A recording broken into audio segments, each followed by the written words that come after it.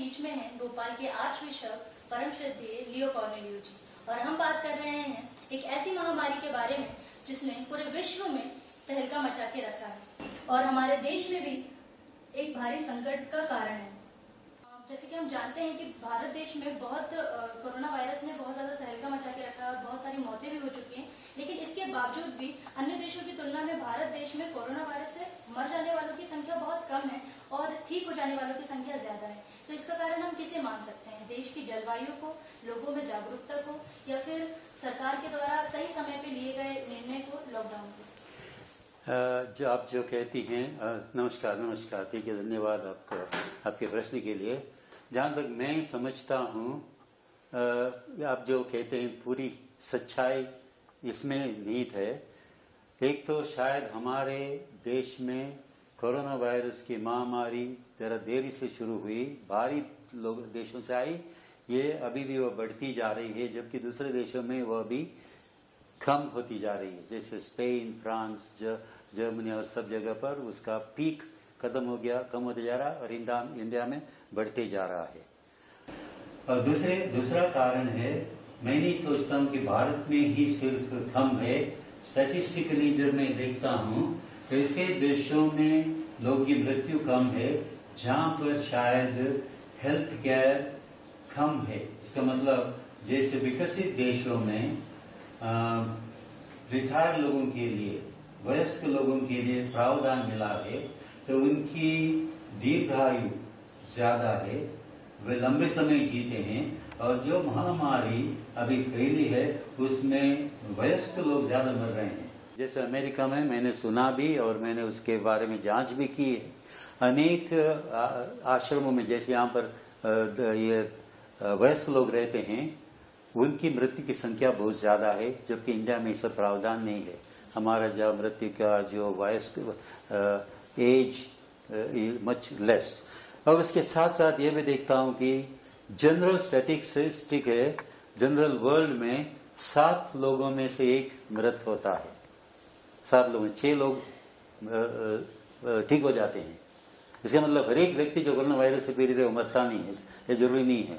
वे उनको अच्छी शुश्रूषा मिलेगी तो वो ठीक हो जाएंगे। जबकि इंडिया में 15 में से 1 मरा है अभी तक। तो ये आप सोचते हैं कि ये बहुत ज्यादा मात्रा में लोग रिकवर कर रहे हैं।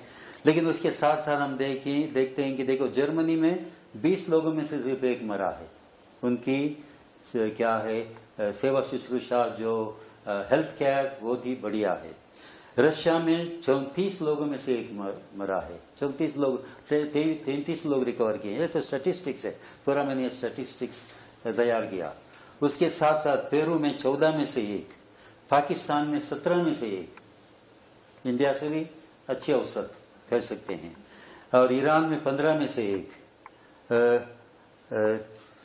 टर्की में 27 में से 1। इसका मतलब ऐसे देशों में जहां पर ऐसा प्रावधान नहीं है, जो जाने उनकी एज, लाइफ एज जो बोलते हैं कि बहुत लंबी नहीं है, वहां पर मृत्यु कम हुई है। इसका मतलब रिकवरी रेट ज्यादा है।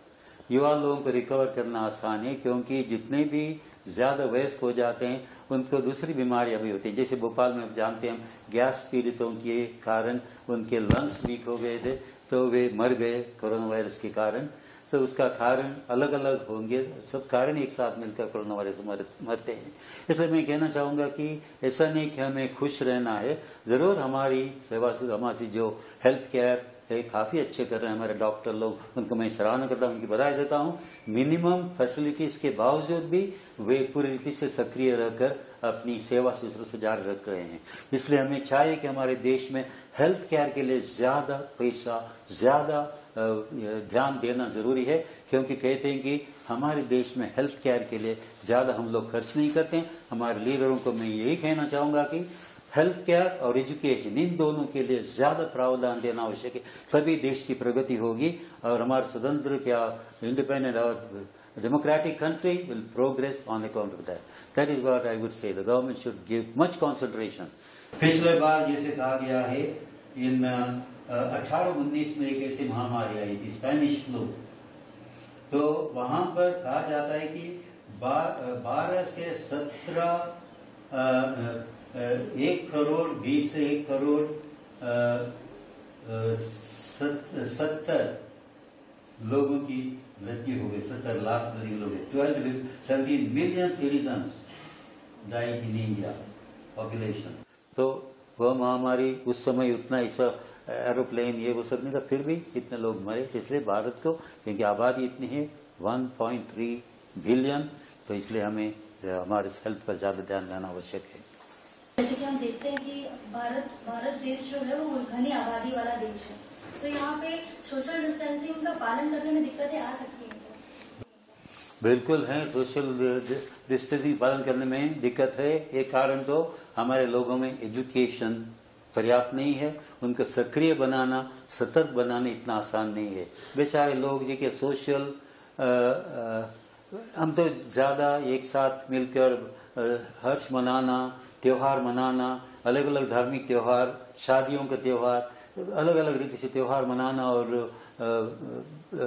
खुशी महसूस करना, यह स्वाभाविक हुआ है।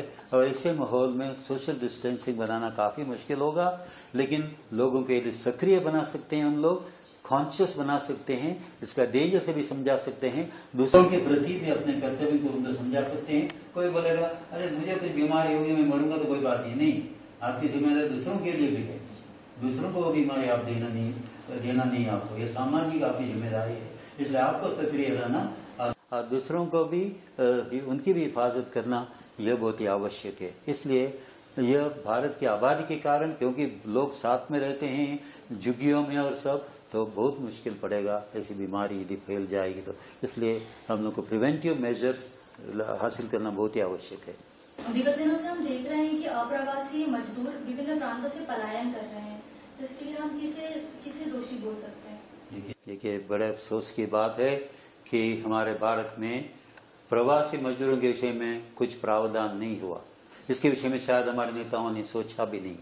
लॉकडाउन किया, हो गया, कुछ ही घंटे की बात सब कुछ स्टॉप हो गया और प्रवासी मजदूर रह गए।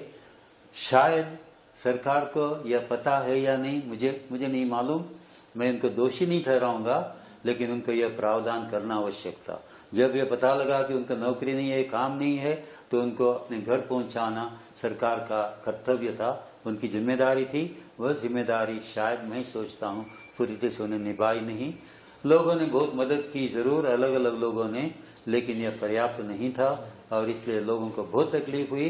और ऐसे इमेजेस हम देखते हैं स्ट्रीट्स में पलायन करना, वो इमेजेस सारी दुनिया में लोगों के प्रति एक तरह की भावना पैदा की है लोगों के प्रति, और भारत में ही ऐसा हुआ है। शायद सारी दुनिया में इस प्रकार का माहौल कहीं नहीं हुआ। तो इसको दोषी तो मैं नहीं कहूंगा, लेकिन नेताओं की जिम्मेदारी उन्होंने शायद देखी नहीं, समय पर उस पर ध्यान नहीं दिया।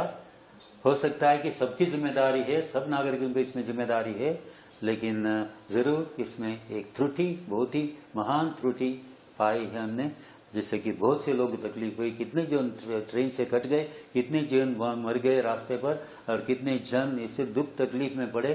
किस की तरह की तकलीफ हम सोचते हैं, शायद यह हम कल्पना नहीं कर सकते हैं। और इसमें ज्यादातर कोरोना वायरस के कारण ज्यादातर गरीब लोग उसमें पीड़ित हुए हैं, गरीब लोग मरे हैं, गरीब लोगों की तकलीफ हो रही है सब जगह पर। सर, क्या अब समय आ गया है कि भारत के मनोरंजन जगत को मोटिवेशनल मूवीज का निर्माण करना चाहिए? जरूर, मोटिवेशनल मूवी जो एजुकेटिव है, जो भी मनुष्य को प्रगति के लिए, आगे बढ़ने के लिए प्रोत्साहित करता है, ऐसी मूवीज होना, एजुकेटिव मूवीज होना बहुत ही आवश्यक है। क्योंकि हम लोग बहुत ज्यादा एंटरटेनमेंट में जुटे रहते हैं। मनोरंजन इतना बढ़ गया है, इमेजिनेशन हमारे इतना चलता है। हमारे फिल्म देखो, मूवीज देखो, उसमें रियलिटी बहुत कम है। सो हम ड्रीम जगत में जाते हैं, सपने की जगत में जाते हैं, कुछ समय के लिए अपने जीवन को भूल जाते हैं, लेकिन 2-3 घंटे के बाद फिर वापस रियलिटी में आ जाते हैं। तो यह पर्याप्त नहीं है। और रियलिटी में जब आते हैं ना, उनका शायद मन और उनकी सोच फिर डिप्रेस हो जाती है, क्योंकि वह एक तरह का मनोरंजन 3 घंटे के लिए बस नहीं है, जीवन और कुछ है। तो इसलिए ऐसे मूवीज तैयार करना है जो एजुकेटिव हैं, जो हमारे लिए कुछ न कुछ लाभ पहुंचाते हैं और कुछ ज्ञान बढ़ाता है और उसी साथ साथ थोड़ा बहुत एंटरटेनमेंट होता है, इसलिए इससे हमारी प्रगति हो सकती है, हर एक मनुष्य की और देश की प्रगति हो सकती है। ऐसे मूवीज, एजुकेटिव मूवीज तैयार करना जरूरी है। हीरो वर्शिप और सब जो होता है ये तो क्या ड्रीम वर्ल्ड में ऐसा समझता हूं मैं। वर्तमान समय में समाज का प्रत्येक वर्ग निराशा और डिप्रेशन की दौर से गुजर रहा है।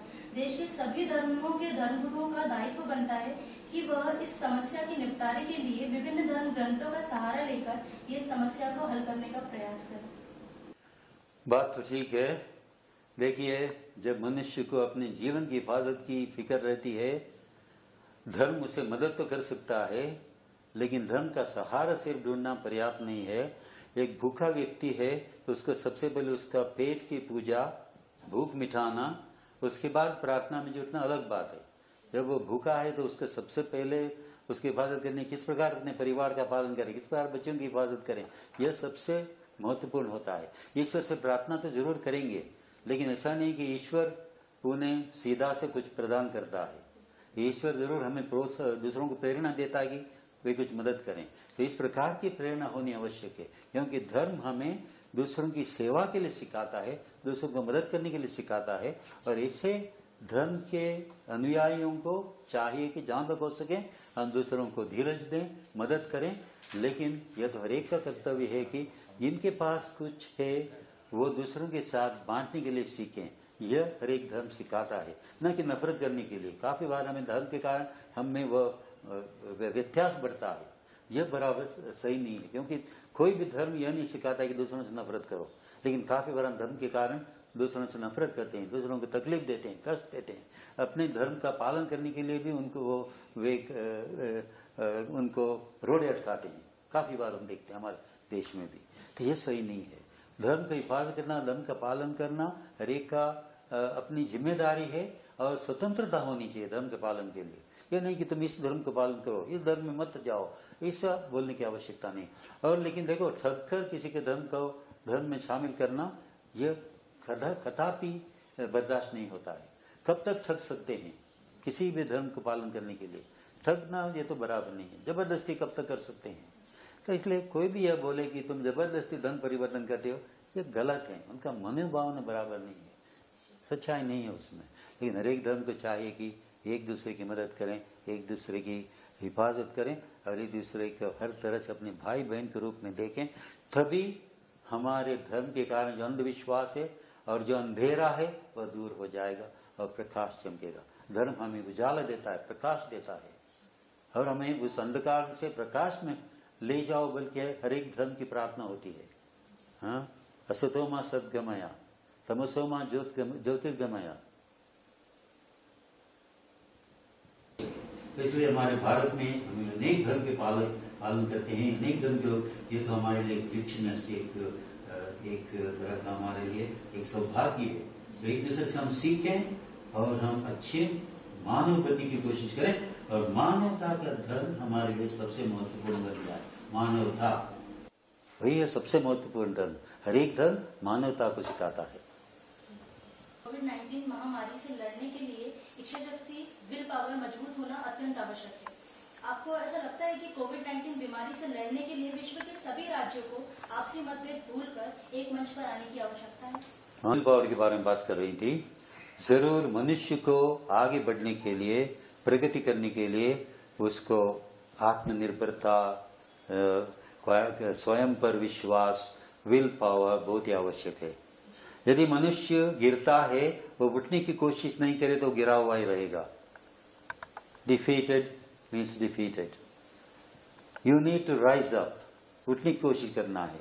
इसलिए सकारात्मक सोच बहुत ही आवश्यक है हर एक मनुष्य को, नकारात्मक नहीं। वो मैं बीमार हो गया, अभी हम जानते हैं कुछ लोगों ने खुदकुशी की क्योंकि बीमार हो गए, ठीक है, कोई रास्ता नहीं है, खुदकुशी की। वो रिकवर कर सकते थे, रिकवर हो सकते थे। कोई गरीब, उनके पास खाने पीने को नहीं है, माता पिता खुदकुशी किया, बच्चों को छोड़ दिया। तो यह है निराशा। इस प्रकार की निराशा नहीं होनी चाहिए। शायद हमें चाहिए कि लोगों को शिक्षित करें कुछ मात्रा में, लेकिन हमारे बहुत से लोगों की शिक्षा भी नहीं मिली है। बेचारे लोग क्या समझते हैं तो काफी बार हमें अंधविश्वास, हमारे धर्म के कारण भी अंधविश्वास होते हैं। हम अनेक जन्मों में विश्वास करते हैं, पुनर्जन्म में। यह जन्म बिल्कुल बेकार था हमारे लिए, और एक जन्म में पाएंगे बल्कि खुदकुशी करेंगे लोग, यह भी सही नहीं है। मनुष्य के लिए एक ही जन्म रहता है, एक जीवन, उसे खोना नहीं चाहिए। उसका सदुपयोग करना और कुछ प्रगति करना, उसको सफल होने की कोशिश करना, यह हर एक मनुष्य को इसकी कोशिश करनी चाहिए। इस प्रकार उसी कार्य करत रहना है। तो विल पावर बहुत ही जरूरी है, क्योंकि यदि रिकवर होना है तो विल पावर बहुत जरूरी है। विल पावर यानी अपनी आत्मनिर्भरता और लड़ना, किसी भी कठिनाई के विरोध, जो भी चैलेंजेस आते हैं उसके विरोध में लड़ना, यह बहुत ही आवश्यक है। बीमारी के विरोध भी लड़ना पड़ता है। इस गंभीर महामारी को पूरी दुनिया में फैलाने के लिए आपके नजरिए से हम किसे दोषी मान सकते हैं? यदि किसी देश में एक कोई छींक है तो उसकी सर्दी किसी और देश में लगेगी। You sneeze somewhere and somebody else gets the cold. So इसका मतलब उसका इफेक्ट सारी दुनिया में फैलता है, जहां भी कुछ घटना होती है। यह भी हमें समझना आवश्यक है। दुनिया एक ग्लोबल विलेज बन गई है, मैंने पहले भी कहा। तो इसलिए जो भी दुनिया में घटता है उसका असर, उसका प्रभाव हर जगह पड़ता है। तो इस प्रकार यदि देखा जाए, लोग कहते हैं कि यह महामारी चीना से फैली, वुहान से फैली कहते हैं। अभी तो रिसर्च और भी चलता है, खोज हो रही है। एक तो उनके लेबोरेटरी में कुछ गलती के कारण वह वायरस निकल गया। दूसरे कहते हैं वहां पर पास में वेट मार्केट है और हर तरह के जीव जंतु की और सब बेचते हैं, और सब वहां से हुआ। लेकिन अलग अलग भावनाएं हैं, लेकिन बहुत से लोगों का सोच यह है कि यह चाइना में शुरू हुआ। और दूसरी बात है, चाइना से वह सबसे पहले इटली में गया, और वो भी नॉर्थ इटली में हमेशा हवाई जहाज चलते हैं, हर रोज एक number of planes fly daily, क्योंकि वहां पर फैशन मार्केट है उस जगह पर। तो वहां पर वो फैला और वहां पर लोग मरने लगे इटली में। तो वहां से बाद में दूसरे पर्यटक लोग वहां पर लेके आए, सब जगह पर, अमेरिका में हो, स्पेन में, ये इटली, स्पेन, फ्रांस, ये वो सब प्रसिद्ध देश, जर्मनी, सब जगह पर फैल गया। और अभी तो कहते हैं कि करीब 200 देशों में फैला है, हर जगह पर कुछ न कुछ है। कंट्रोल करना काफी मुश्किल है, कहीं कहीं पर काफी कंट्रोल हुआ है। जिन देशों में पर्यटक ज्यादा हैं, ज्यादा ट्रैवल करते हैं, उन देशों में ज्यादा फैला है और फैलते जा रहा है। भारत से भी बहुत से टूरिस्ट आते जाते हैं सारी दुनिया में, तो इसलिए भारत में भी फैलते जा रहा है। भारत का भी वो लेवल फ्लैट नहीं हुआ अभी तक, वो अभी बढ़ते जा रहा है। लेकिन हमें अलार्म होने की जरूरत नहीं है, क्योंकि ये लॉकडाउन इस प्रकार होते रहना, शायद इसमें देश को तो फायदा नहीं होगा। विगत दिनों से देखा जा रहा है कि कोरोना वॉरियर्स पर लगातार हमले जारी हैं। इसके क्या कारण है? डॉक्टर्स, नर्सेस और जो भी कर्मचारी हैं, इसका एक कारण मैं समझता हूँ, हमारे देश में जो ज्ञान है, ज्ञान की कमी है, एजुकेशन की कमी है। लोग समझते हैं ये लोग हमें हानि पहुंचाने के लिए आए हैं, न कि हमारी भलाई के लिए। लोग अपनी हिफाजत देखते हैं और वो भागते हैं। जहां पर अधिक ये 14 दिन के क्वारंटीन के बारे में बोला जाता है, तो वे डर जाते हैं कि वे बीमार पड़ेंगे। तो अज्ञान के कारण यह होता है, शायद बुरी आदत के, बुरे विचार के कारण नहीं, लेकिन अज्ञान के कारण। इसलिए हमारे देश में मैं सोचता हूँ सबसे महत्वपूर्ण है, हम जितना भी योगदान, यानी हमारी सरकार को चाहिए कि एजुकेशन और हेल्थ केयर, ये दोनों पर बहुत ज्यादा ध्यान देना आवश्यक है। और यहाँ पर जितने एजुकेटेड लोग होंगे उतनी प्रगति होगी। और दूसरी बात है, देखिए आजकल इंडस्ट्रियलाइजेशन, इकोनॉमी जो बढ़ती है, लोग सोचते हैं कि कंपनियों में, फैक्ट्रियों में, शहरों में, वे सब शहरों में दौड़ते हैं। गांवों की प्रगति बिल्कुल ठप हो गई है, लोग गांवों से शहरों में दौड़ते हैं। लेकिन हमारे महात्मा गांधी ने कहा है कि गांवों की प्रगति देश की प्रगति है। यदि हमारे गांव में हम लोग कुछ कार्य करें, और यह भी अच्छा समय है कि सरकार को गांव की प्रगति के लिए कुछ मदद करनी चाहिए, न कि बड़े बड़े पैकेजेस इंडस्ट्रियलाइजेशन के लिए देना। छोटे छोटे पैकेजेस जो गांवों में कुछ काम करेंगे और लोगों को 2-4 लोगों को कुछ नौकरियां देंगे, वह सबसे महत्वपूर्ण है।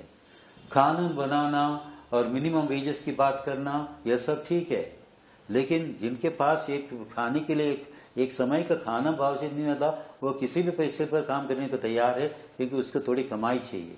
और लेकिन वो कमाई शहरों में जब नहीं मिलती है, उनको अपने अपने गांव में उसका उपज करने के लिए रहना है। छोटा से यदि उनके पास एक जमीन का टुकड़ा है तो उसको भी उनको उर्वरा बना सकते हैं और अपने लिए खाने पीने का कुछ साधन जुटा सकते हैं। लेकिन गाँव का भी बंजर रख के लोग शहरों में जाते हैं जहाँ पर वे कमाई हो जाए, और ऐसे माहौल में रहते हैं जहाँ पर स्वास्थ्य का प्रॉब्लम है, झुग्गियों में रहते हैं। और अभी हम देखते हैं कि जैसे अभी बॉम्बे में बड़ी एशिया की सबसे बड़ी जो क्या है स्लम एरिया, वहां पर अभी कोरोना वायरस बीमारी फैल रही है और ये बहुत ही खतरनाक है। तो इसलिए हमें चाहिए कि देश को चाहिए कि गांव-गांव में भी कुछ न कुछ प्रगति के बारे में सोचे, तो लोग गांवों से पलायन नहीं करेंगे शहरों में कमाई के लिए। तो यह जरूरी है, गांव में हमें कृषि करना है, फिर से सीखना जरूरी है। कृषि के लिए सिखाना, छोटी से छोटी भूमि में ज्यादा से ज्यादा उपज तैयार करना, और न कि वो दूसरे खाद अपने आप तैयार कर सकते हैं और अच्छी उपज पैदा कर सकते हैं वहीं पर अपने गांव में। दिनों से ये देखा जा रहा है कि राष्ट्रीय व प्रादेशिक न्यूज चैनल पर देश के राजनीतिक दलों द्वारा इस गंभीर बीमारी को लेकर एक दूसरे पर आरोप प्रत्यारोप लगाए जा रहे हैं। यह चिंता का विषय है। संकुचित मनोभाव देश को प्रगति में आगे नहीं बढ़ने देगा। हमारे पॉलिटिशियंस को चाहिए कि लोगों की हिफाजत के लिए कार्य करना, लेकिन सब कोई पॉलिटिक्स खेलने लग जाते हैं तो देश की प्रगति नहीं होगी, देश की भलाई नहीं होगी। तो लोगों को ये सब अपनी क्या है डिफरेंसेस, जो अलगाव है पार्टियों के कारण, उसको भूलकर एकजुट होकर एक गोल तैयार होना है। किस प्रकार इस बीमारी के विरोध कुछ किया जाए, बीमारी के विरोध लड़ा जाए, किस प्रकार अपने रिसोर्सेस, जो भी रिसोर्सेस हैं उनको एकत्रित करके इस बीमारी के विरोध कुछ करना, यह बहुत ही आवश्यक है। न कि ये पॉलिटिशियंस को अपने बीच में किसी को दोष देना, एक दूसरे को दोष देना। गलतियां सबको ही करते हैं, की भी हैं गलतियां जरूर, लेकिन उन गलतियों को अभी ऊपर उठाना, उनको कुरेदना, और सही कारण जो है, सही लड़ाई जो लड़ना है उसको उसको किसी न किसी रीति में बर्बाद करना, यह बराबर नहीं है। मैं सोचता हूँ लोगों एक होना जरूरी है, एकजुट होना, और पॉलिटिक्स नहीं खेलना चाहिए इस बीमारी के कारण नहीं। विशप जी, इस कठिन समय में आज आईसीएस ऑफ भोपाल गरीब व असहाय लोगों के लिए क्या क्या कार्य कर रही है? जब से लॉकडाउन शुरू हुआ है उसके बाद जो भी लोग पलायन करने लग गए हैं, हम लोगों ने अनेक तरह से लोगों की मदद की। सबसे पहले हमने करीब 10 से 15 लाख रुपये अलग कर दिए हैं। उसके बाद करीब 20-25 लाख रुपये की बात नहीं है, खर्च की बात नहीं है, लेकिन हमारे फादर्स, सिस्टर्स और लोक धर्मी और हमारे वॉलंटियर्स, किसी भी धर्म को माने बिना, किसी भी धर्म के विषय में सोचे बिना, हर एक धर्म के लोग एकत्रित हुए हैं। जैसे बीएसएस कॉलेज के द्वारा, अनेक संस्थाओं के द्वारा, हमारे स्कूलों के द्वारा, और आज भोपाल हमने अलग अलग रीति से, जैसे हमारे टेलर्स में मास्क तैयार किए गए और सैनिटाइजर्स को दिया गया, उनको बांटे गए। उसके साथ साथ फूड बांटा गया और उनको प्रोविजंस दिए गए एक हफ्ते के लिए या 10-10 दिन के लिए, जैसे गेहूं का आटा, राइस और मिर्ची और जो भी तेल, जो भी प्रावधान, उनको एक पैकेज में दिया गया। और मैं खुद भी गया हूं जहां पर खाना तैयार होता था, और वो चौराहों पर जो प्रवासी लोग जा रहे थे ट्रकों से, गाड़ियों से चलकर, उनको खाना बांटा गया। और हमारे जैसे अभी पिछले बार कुछ समय पहले हमारे करीब 40-45 फादर्स और सिस्टरों ने एक सर्वे किया, कुछ गांवों का सर्वे किया, कुछ कॉलोनीज का सर्वे किया, जहां पर जो बीमारी के बारे में, और उन्होंने वो क्या है उनका किट पहनकर वे गए, और वो रिस्की बात थी। और उसके वो सर्वे के बाद उन्होंने 14 दिन क्वारंटीन में बिताए। तो फिर मैंने उनसे बातें करके पूछा कि आप लोग ऐसा कोई और एक बार ऐसा मौका आ जाए, आप लोग जाने को तैयार हैं? यह जरूर हमें मुश्किल पड़ता है 14 दिन घर में रहना दूसरों की सेवा में, लेकिन फिर भी बेईमानी नहीं, फिर भी कोई ऐसा मौका आ जाए तो हम जाने को तैयार हैं। तो इसका मतलब निस्वार्थ सेवा भावना जो उनमें है वो तो हम देखते हैं। और आज डायसिस में जहां तक हो सके लोग भी मदद करने के लिए कोशिश की। हमें काफी बार टेलीफोन भी आए हैं, लेकिन हमारे पास कुछ नहीं है खाने के लिए, कुछ मदद कर सकते हैं क्या। अलग अलग संस्थाओं में लोग जाते हैं, मदद मांगते हैं और मदद काफी की है। लेकिन ऐसा नहीं है कि हम लोग इसका पब्लिसिटी करना चाहते हैं, ऐसा कुछ नहीं। लेकिन गरीब लोगों को की मदद करना ये हमारी जिम्मेदारी बनती है और हर एक व्यक्ति को ये जिम्मेदारी निभाना आवश्यक है। एक धार्मिक व्यक्ति को चाहिए कि वह हमेशा अपना ध्यान दो तरफ रखे, जैसे कहते हैं अंग्रेजी में हॉरिजॉन्टल एंड वर्टिकल, यानी ईश्वर के प्रति और मानव के प्रति वह आदर और प्रेम। तो ईश्वर से संबंध और मानव से संबंध ये दोनों आवश्यक है। इसलिए भले ही हम हमारे जीवन में काफी बार निराशा का अनुभव करें, लेकिन हमारे विश्वास कभी भी डगमगाना नहीं चाहिए। ईश्वर पर विश्वास करके, उन पर भरोसा करके, उनसे प्रार्थना करके हर एक विडंबना से हमें मुक्त करने के लिए प्रभु से प्रार्थना करना आवश्यक है। क्योंकि प्रभु ने हमें कहा है कि डरो मत, मैं तुम्हारे साथ हूं। किसी न किसी रीति से वे हमारा साथ देते हैं, क्योंकि हमारी जो जीवन यात्रा है जहां पर हम अकेले महसूस करते हैं तो हम शायद निराश हो जाते हैं। जब हमें यह ज्ञात होता है कि प्रभु हमारे साथ चलते हैं, अज्ञात रीति से वे चलते हैं, तो हमें वह शक्ति व दृढ़ता मिलती है। तो मैं हमारे न सिर्फ क्रिस्तीय धर्मावलंबियों से, लेकिन हर एक धर्म के लोगों से यही उम्मीद करता हूं, यही याचना करता हूं कि वे अपने विश्वास में दृढ़ रहें और अपने ईश्वर से प्रार्थना करें कि जो भी विडंबनाएं हमारे जीवन में आती हैं वह परमानेंटली नहीं आती हैं, जीवन भर नहीं, उसका निवारण होगा जरूर और ईश्वर उसका निवारण करेंगे। उन पर विश्वास दृढ़ रखेंगे और उनसे भरसक प्रार्थना करेंगे। हमेशा हमारा विश्वास दृढ़ रहे। Thank you and may God bless you.